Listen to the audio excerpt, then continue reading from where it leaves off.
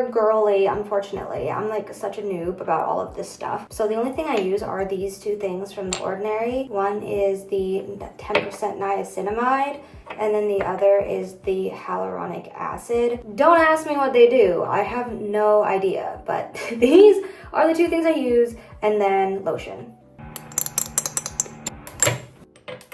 And then in terms of the lotion I just use this. I'm a basic B. I just use this CeraVe. It is what it looks like.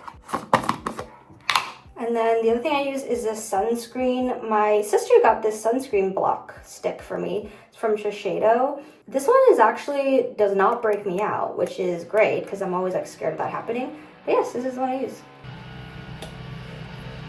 Okay, I don't know if you can hear that.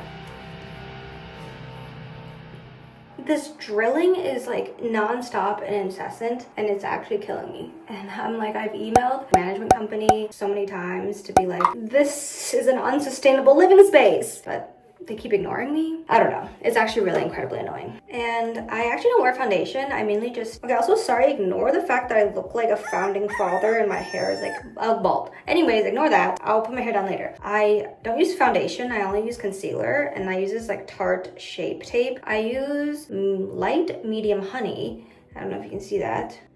But I had posted an Instagram photo last night, and my sister texted me immediately and was like, what concealer do you use? And she was like, it's too yellow. And I was like, what?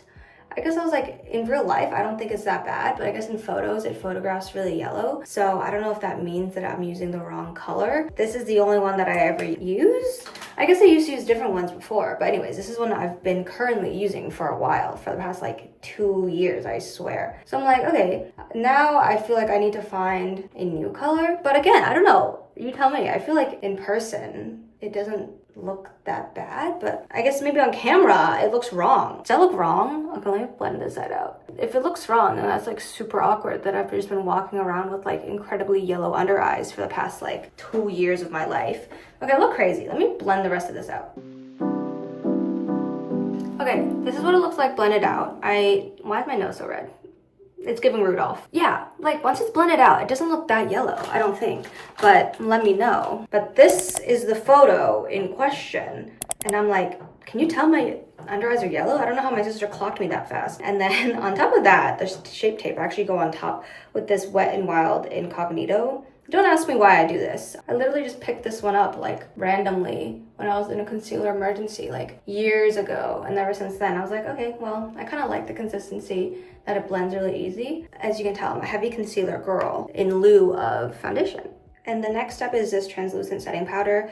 It's Laura Mercier because I've mentioned this in a prior video before when I did a Get Ready With Me. I got influenced at a young age, and all the beauty, like the OG beauty YouTubers would always use the Laura Mercier setting powder. So then I was like, I will use Laura Mercier setting powder.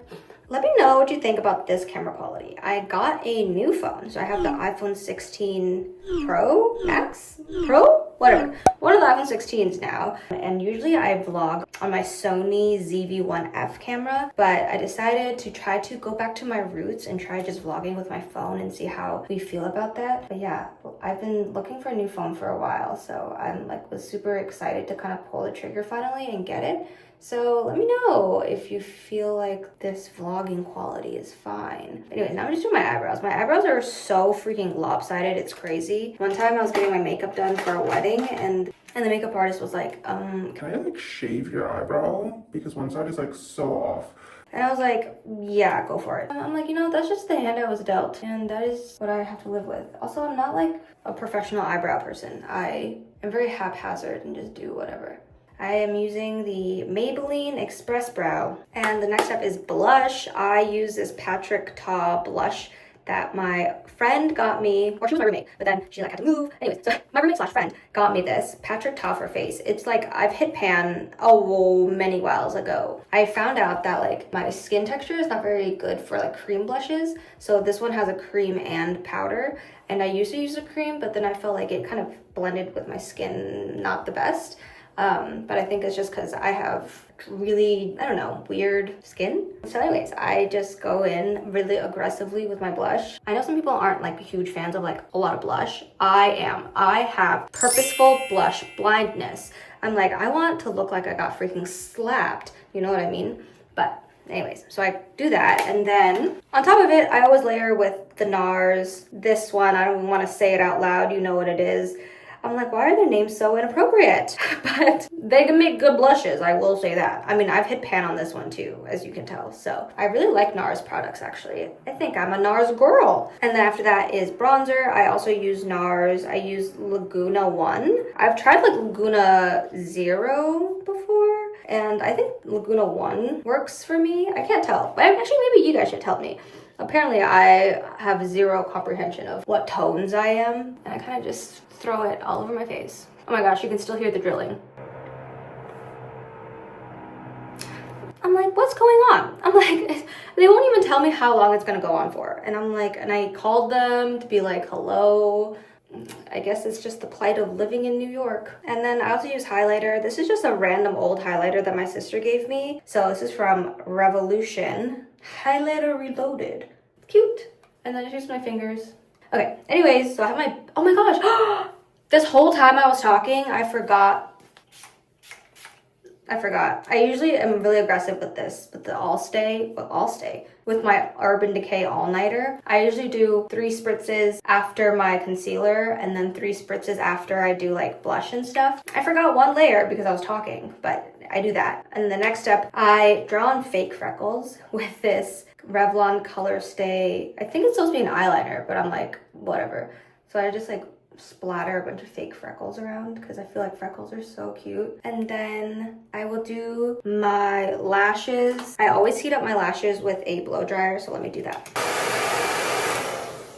Okay, so there's that. And I always test it, the heat, on like the back of my hand, because like right when it's done being blow dried, it's like hot AF, and like your eyelids are more sensitive, or like the most sensitive skin.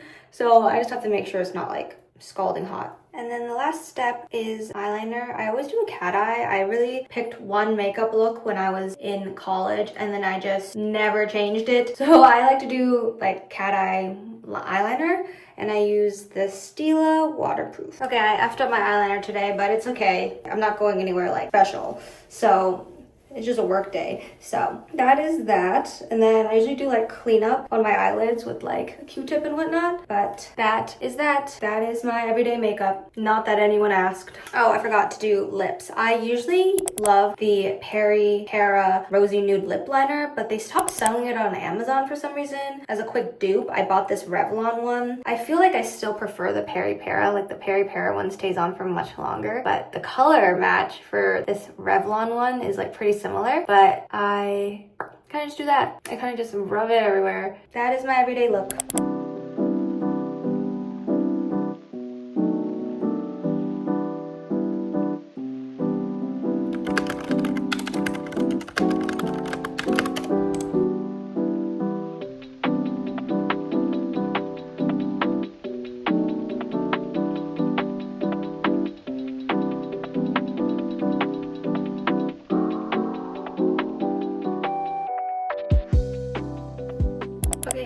It is now 4 p.m. I've just been working and doing a bunch of meetings and stuff. Sorry, it's not particularly interesting, and I'm like, there's only so many clips I can get of me sitting at the same desk and typing. So I figured I'd pop in and give a little verbal update that that's what I've been doing. So I have another call at 5:30, so like in an hour and a half, because like a friend reached out asking if I could do a little coffee chat situation about like my work experience and whatnot. I don't even know. So I'm gonna be calling her at like 5:30, but in the meantime, I'm just gonna keep working. I think I talked a little bit about it in my last video where I did like my apartment reset, but basically I've just been feeling super burnt out, and I'm always burnt out perpetually, I think, and I just never actually pause to recover from it. And so I realized I live my life always as if it's a sprint, and so I'm going at like 100%, 100 miles an hour in everything that I do, so then I can't last that long.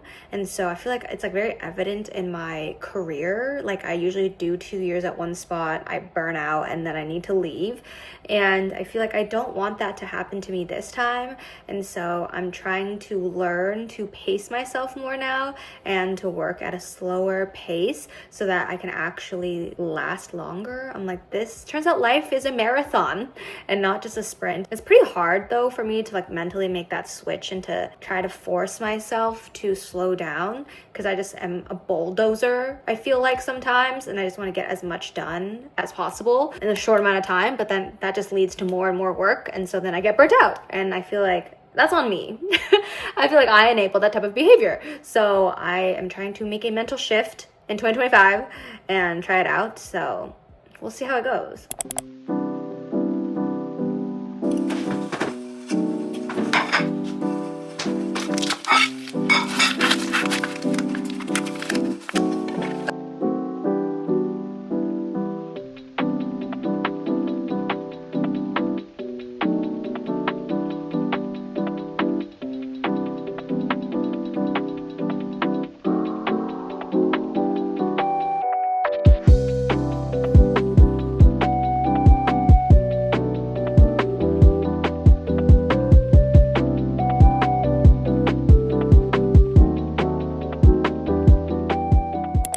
I have one pot going here where I'm steaming my pork tenderloin, but it's not big enough to fit all of it. So I have a second pot going, which I'll show you. Basically what I have to do is like I fill a pot with hot water and then I put a bowl in here, and then I stack this bowl on top of it as like a little makeshift steamer stand. So then I can steam this, but that's just what I have to do because I don't have the right pans and plates.